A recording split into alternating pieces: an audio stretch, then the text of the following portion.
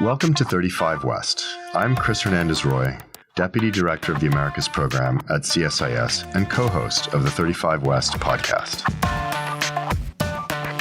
With how professional the Mexican government. Are we ready? I don't reform think. trends in Argentina. Right. And that's what happened. Role at all in the NAFTA negotiation. Welcome to 35 West. I'm Chris Hernandez-Roy, Senior Fellow and Deputy Director of the Americas Program at CSIS, and the co-host of the 35 West podcast. It has become increasingly apparent that the global energy transition will require a simultaneous mining revolution. However, reaching the levels of production needed to achieve net zero is no small feat, especially considering the lengthy timelines that run from staking a mining claim to first production. Another emerging concern in U.S. foreign policy circles has been China's dominance in the midstream of critical mineral supply chains, as the PRC controls much of the smelting and refining process. In Latin America, for instance, China is the number one export destination for many countries' minerals, which are often shipped in unprocessed or partially processed form. While the United States has sought to encourage the de-risking of mineral supply chains through initiatives like the Mineral Security Partnership, to date, no Latin American countries have been added to this initiative, a severe handicap considering the region's vital role in mineral production. To help us unpack these challenges, we are joined today by Dr. Gustavo Lagos Cruz-Coke, professor in the Department of Engineering and Mines at the Pontifical Catholic University of Chile. In this episode, we will dig into existing efforts to secure the minerals that are foundational to everyday life, as well as the obstacles facing the United States as it looks to engage Latin American companies in this effort. Thank you for joining us today, Gustavo. Thanks. That's very nice to be here with you. It's a pleasure to have you on the show. Yes. The mining sector has only risen in importance and sometimes controversy.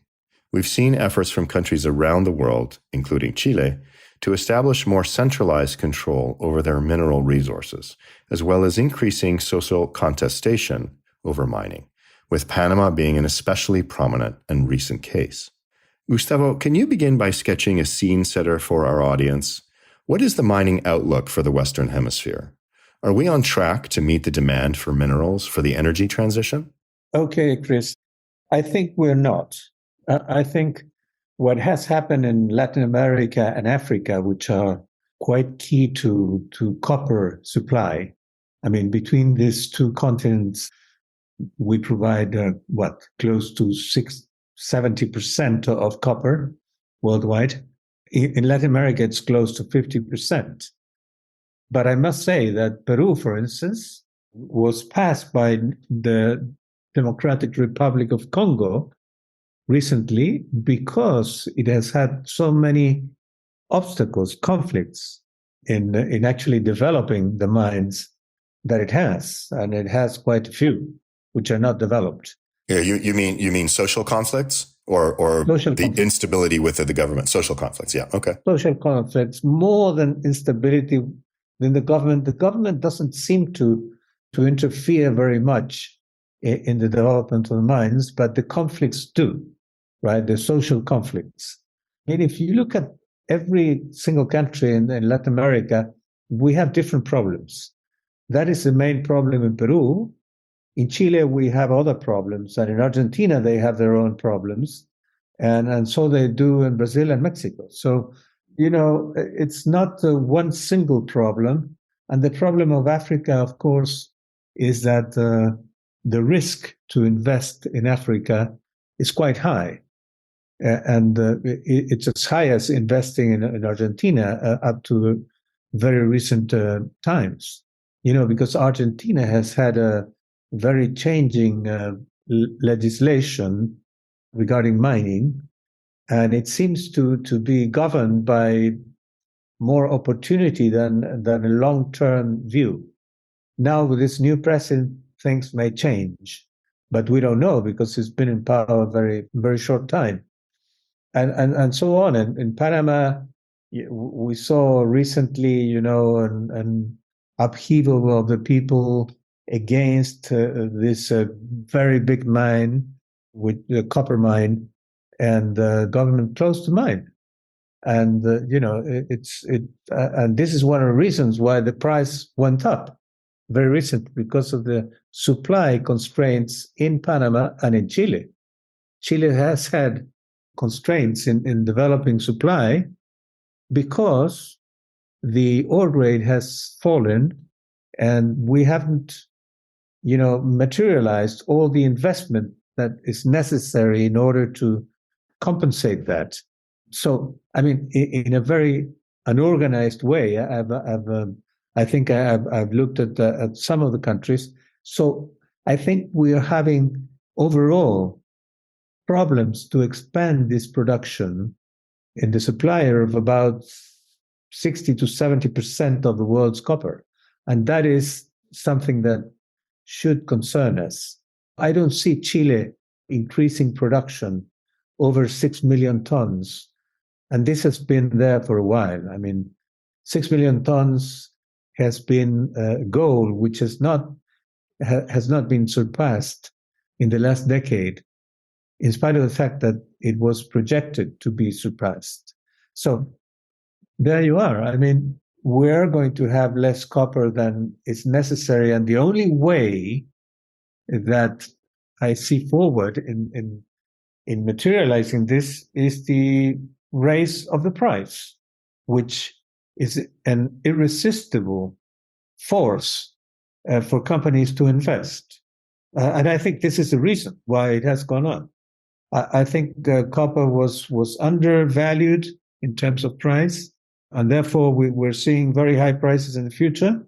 And the reason is undersupply. So copper is more difficult to extract today because the ore grades are lower and the permitting times are very, very, very long everywhere. Right. Especially in Chile, very especially in the United States. This does not help us because we don't have a good example of short permitting times in a country which protects the environment in an appropriate way. So we have many problems. I hear what you're saying. It's largely due to social conflicts, but also lessening ore yield and economic factors that are leading to what we can expect to see a shortage of copper in the future, and hence the price pressures that you've been talking about. Along with increasing concern over the mineral demand for clean energy, there's growing consternation when it comes to China's preponderance in mining and refining. We've seen China's willingness to use its influence over critical mineral supply as a weapon, with the PRC establishing export controls for gallium, germanium, and graphite, for instance. As competition between the United States and China ramps up, how likely are we to see China continue to target mineral supply chains? Well, this is a very important question. And let me tell you that, at least in Chile, there is the concern regarding the China really managing prices has conducted to the point, has led things to the point where I think one of the main reasons of why there was no open bid, international bid for the new Atacama contract for, which was going to finish in 2030.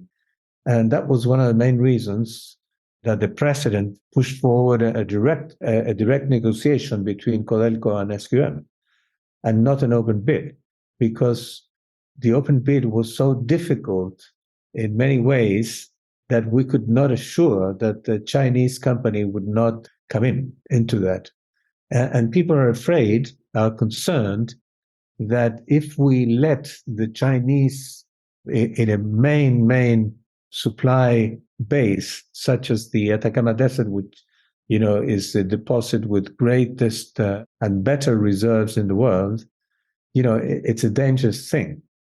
And the same thing exists in copper when you think about the smelters and refining. So this is not something which is isolated. It's not. It does not only pertain to lithium, but also to copper.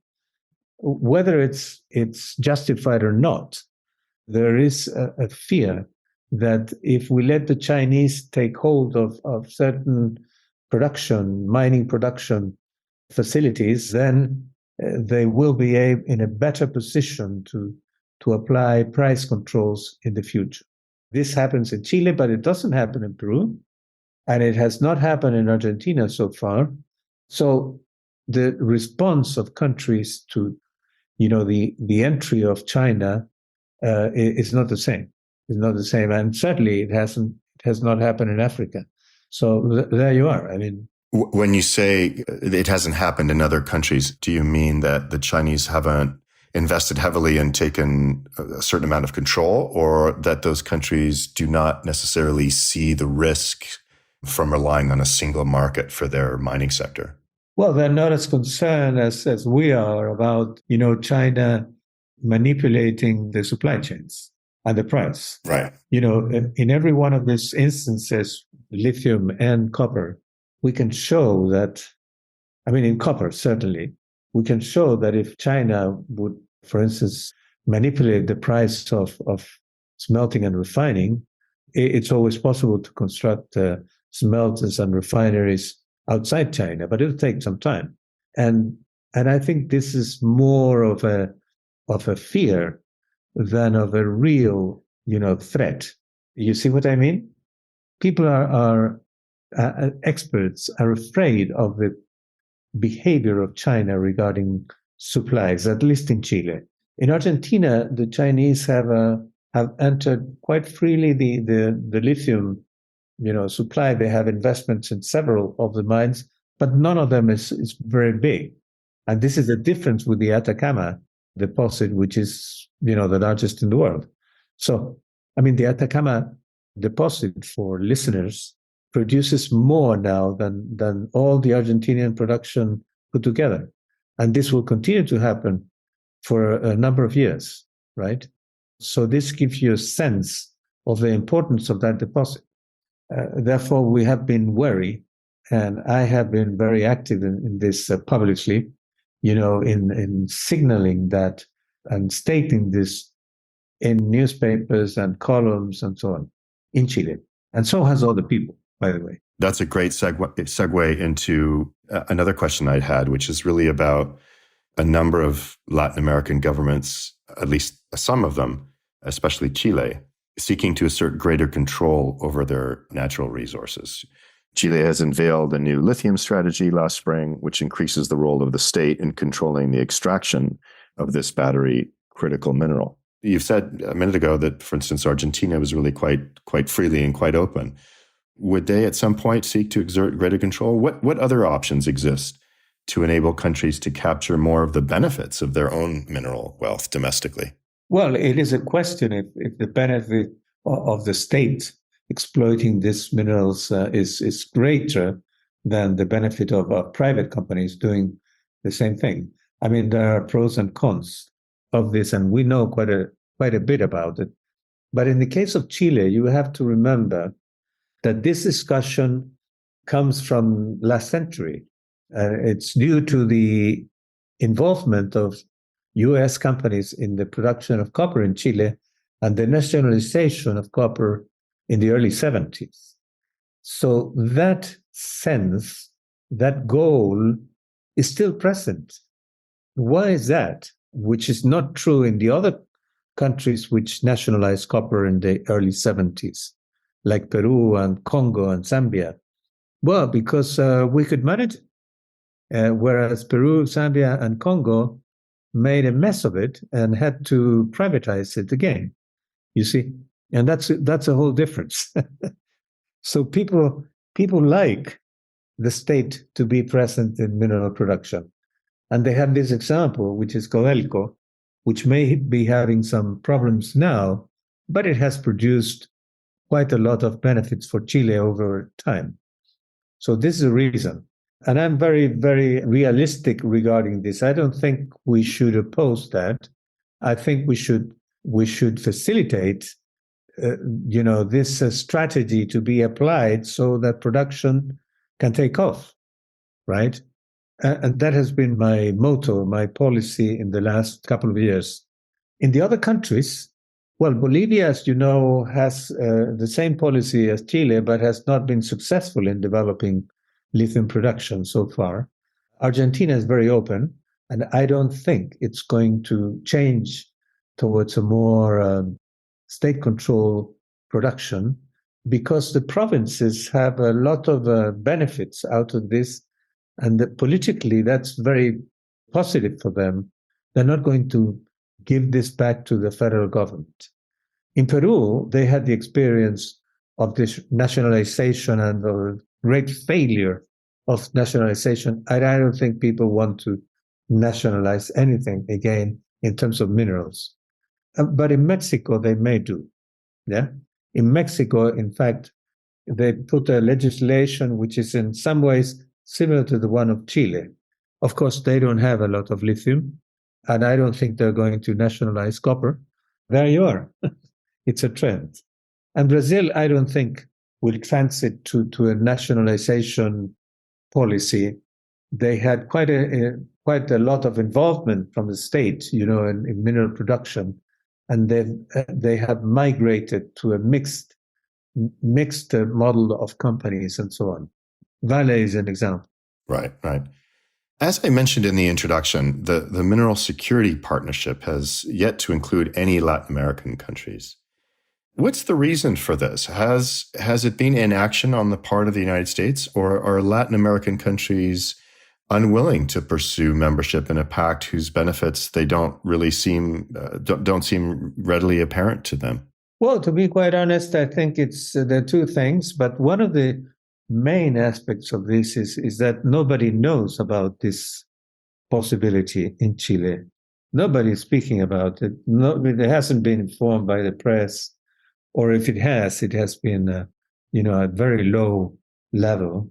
And therefore, I think the US has to explain this publicly so that countries know what they can take in terms of benefits.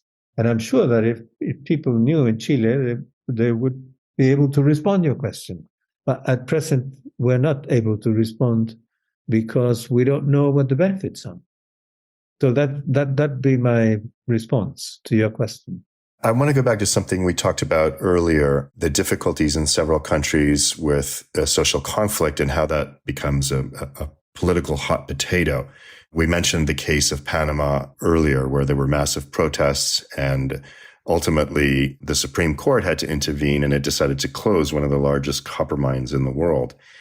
How can we avoid those kinds of situations? How can governments better work with the private sector to reduce the social and environmental externalities of mining, particularly what's leading to social conflict?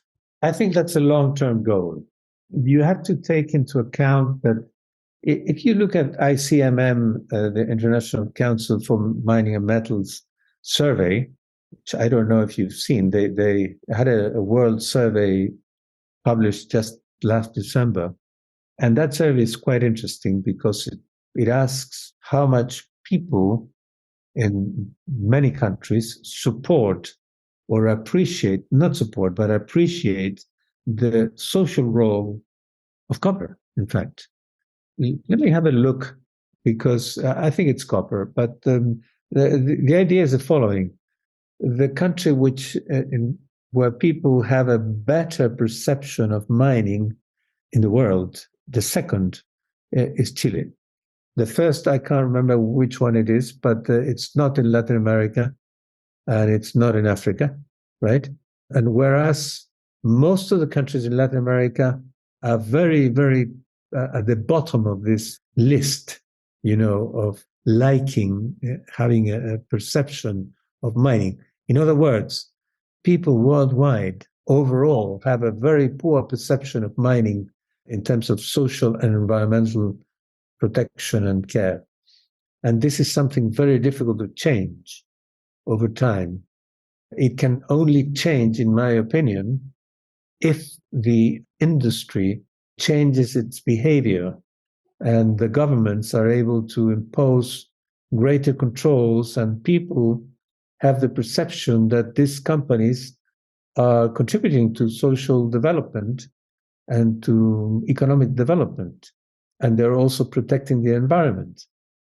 In Chile, not everything is rosy, but I think it's much better than in other countries. So that is the long-term work that has to be done, and it's I don't think there are many shortcuts for that. Is it also a lack of understanding of the fundamental role that mining plays in the clean energy transformation? I understand people's reticence Yes. based on a history of, in some cases, mining companies that have not had the best record when it comes to avoiding externalities. But when mining companies do pursue best practices, is it also just a matter of trying to educate people, not only for the benefits that you've mentioned in terms of social and economic development, but to the critical need sort of planet-wide to transition to a zero carbon economy? And that's only something that'll ever happen with increasing supplies of minerals? Well, to be quite honest, I think people are not very concerned about that, except in the ramifications that this has to other industries in the countries. I'll explain. The emission of greenhouse gases, it depends on local emissions, but it has global consequences, global effects. So people are not seeing those global effects. It's not part of the conversation. So the only way that they appreciate these policies is because the energy industry is migrating towards a non-carbonized power production, and it's evolving towards renewable sources. And that has happened in Chile. In fact, where most of the progress towards a renewable source energy industry has been caused by mining. Copper companies in Chile now, let's put it another way, close to 80% of Chilean copper production has contracts for 100% renewable energy now. And this has contributed to the fact that more than 50% of the energy that Chile produces is now renewable, right? That was not the case 10 or 15 years ago. We have advanced very quickly, and some of those advances are due mainly to the mining industry. But this has not happened in other countries. Not in Peru, because Peru has a lot of hydroelectricity. So they have a system which is much cleaner than that of Chile, at least a few years ago. And the same for Brazil. Argentina has a goal which they must meet, of course, but you have to go country by country in order to understand what the allegiance of people towards the climate change policies are. It's not the same everywhere. It's not the same everywhere. And that leads to my next question, which is really about a term we use in English, NIMBYism, not in my backyard. We often hear from individuals in the region that the United States' lack of willingness to invest more in its own mining and processing domestically has reduced the appetite for countries and companies in Latin America to do the same. In your experience, how prevalent is this perception among Latin American governments, i.e. the idea that the United States isn't willing to assume these investments and costs domestically and would rather see them occur in other countries? I think it's very important. It's a marketing thing. It's not marketing really, but let me put an example. When we have been thinking, I have been putting forward the idea for at least the last 5 years, that Chile needs to build new smelters and refineries. Not because it will produce a lot of profits, because the profits are very limited for new smelters and refineries, but because it's an industrial investment which is necessary to complete the supply chain of copper, right? Produces cathodes. But the thing is that if you install a smelter in Latin America, it'd be very difficult. First of all, it'd be much more expensive than it is to install it in China, and we would like an expert company to do so. And where do we look for those companies? Let me tell you, there is no U.S. company, no Canadian company at the moment, no Australian company at the moment, which is a specialist in smelting and refining. We have to go to Europe to find two companies, one German, one actually American, which is Atlantic Copper, right? Or to Asia, to China. There are plenty of companies there in order to build smelters. You see what I mean? If we had the choice and the example of the US for this activity, I think it would be easier for us to do this. We know that if we build a smelter in Chile, with appropriate technology and environmental controls and so on, we will reduce the GHG emissions of copper because our electric system is cleaner than that of China, right? And also because the transport will be of cathodes and not concentrates.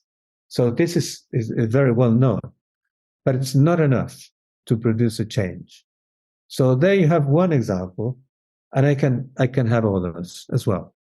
So I think the response is yes. I think it would be very good to see the US involved in these activities, which are not going to be developed on their own by the market. Because if you leave it to the market, what happens is that people want to invest in the mining and concentrator where, let's say, 85% of the profits lie. If you take the whole value chain, only 10 to 15%, even less than 10%, many periods, are in the smelter and refining. The rest is on the previous stages. And people know this here. And therefore, this is the reason why the smelting industry has developed so poorly in Chile in the last 25 years. And not only in Chile, it's developed poorly in the Western Hemisphere and writ large, right? Western Hemisphere, yes, true. And the same is true, of course, of the rare earth metals, which we know we have deposits in the Western Hemisphere. But the problem are not the deposits; it's the treatment methods. It's a metallurgy, which was developed by China many, many years ago. They were able to look at the future. And I'm sorry to say, but the Western Hemisphere did not. So right. Here we are. So we're playing catch up. Yes, that's right. Yeah, and I think the IRA is very important. Yeah, and it also seems that the IRA hasn't had a tremendous impact on Latin American countries that have a free trade agreement with the United States, which is a prerequisite for the IRA to apply. And this is because the markets have, as you said earlier, the Chinese sort of had a longer term view, and they had this view from decades ago, and they've already captured the market. So even with the IRA, it seems that markets are not yet turning towards the United States. Is that your view? Well, my view is that regarding the IRA, the government, has brought it up in the last few months, but surely it could have brought it up from the beginning, a year ago or whatever, right? And the US has done very little in publicizing these possibilities. So people don't know about it. That's a reality of it. People don't know. We haven't had the time to analyze properly what are the possibilities and what are the benefits. We would really benefit from a campaign to educate these countries regarding the possibilities of the IRA, which are also present in agreements in Europe, because Europe has the same policies now.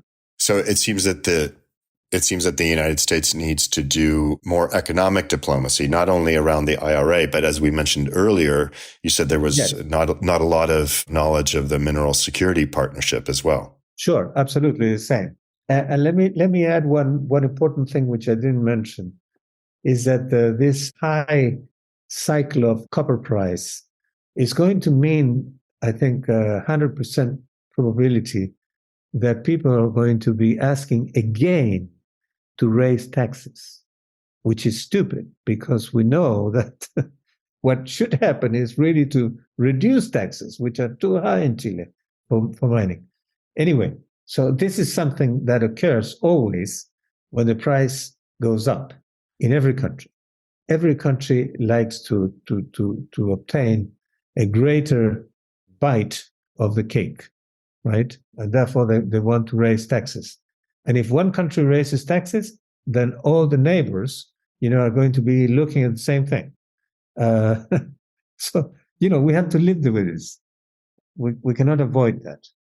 Gustavo, as we close out, is there something that we didn't cover? Any issue that you'd like to highlight or add? Something that I may have failed to ask you in the questions?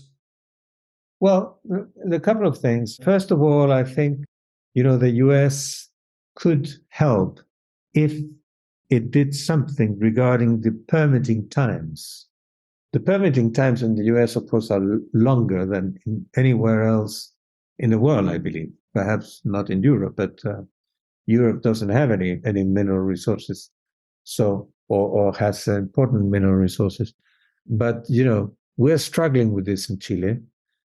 Our permitting times have increased enormously, and we're trying to reduce them. But I don't know if we're going to be successful. So an effort in this direction would be very important, as an example. Is there a country that can serve as a model for more efficient permitting processes, which of course have to respect environmental and social standards? I think Australia is not bad. Yeah, Australia is not bad, and you have to take the historic experience. Canada raised the environmental conditions and controls 2 or 3 decades ago, and they saw the investment going down. And then they had to release that, and they had to had a look at that, and they recovered a lot of the mining investment, which was important to them.